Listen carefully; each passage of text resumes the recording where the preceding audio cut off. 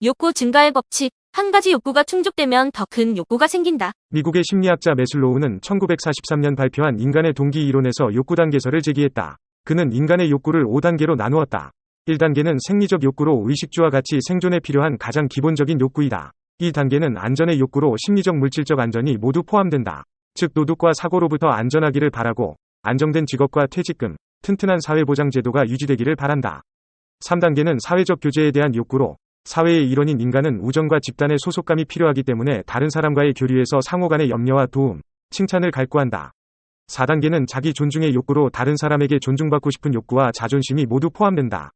5단계는 자아실현의 욕구로 노력을 통해 생활에 대한 기대를 충족시킴으로써 일과 생활에서 모두 만족감을 얻는 것이다.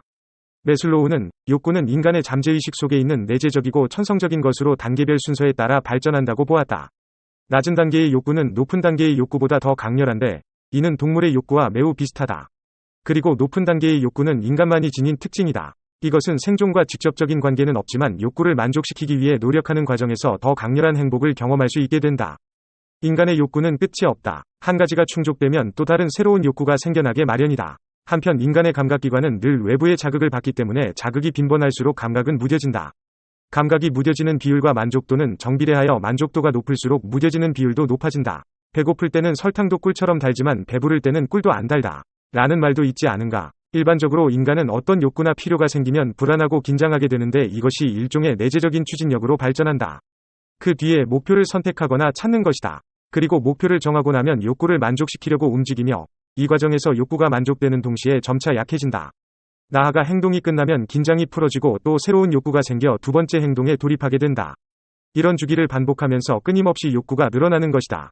인간의 욕망은 끝이 없다. 는 말이 있다.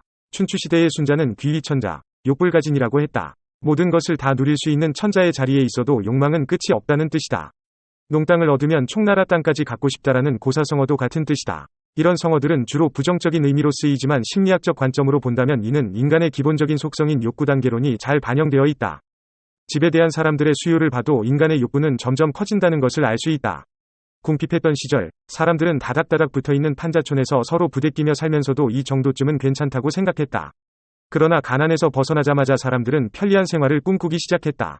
이 시기에 들어 좋은 집에 대한 관심이 커진 것은 물론이고 집을 구입할 때 주택 면적의 내부 구조까지 신경 썼다. 경제가 발전하자 사람들은 행복하고 안정된 생활을 꿈꿨고 더 안락한 집을 찾게 되었다. 편하고 안락한 곳에 살아야 더 즐겁게 일할 수 있다고 생각하게 된 것이다. 현실적으로 낮은 단계의 욕구가 충족되지 않은 상태에서 높은 단계의 욕구까지 추구하기는 어렵다. 거리에서 폐품을 수거해 하루하루를 연명하는 사람이 체면이나 존엄을 따질 여력이 없는 것처럼 말이다. 그러나 3단계 욕구까지 만족된 사람은 4단계 욕구, 즉 다른 사람에게 존중받고 싶은 욕구를 충족하기 위해 노력할 것이다. 예를 들어 소득이 비교적 높은 사람이 고급 승용차를 구입하는 이유는 타고 다니려는 목적도 있지만 이미지 관리 차원이기도 하다. 부를 쌓은 사람이 자선 사업을 하는 것은 더 높은 인생의 가치를 실현하기 위해서도 말이다.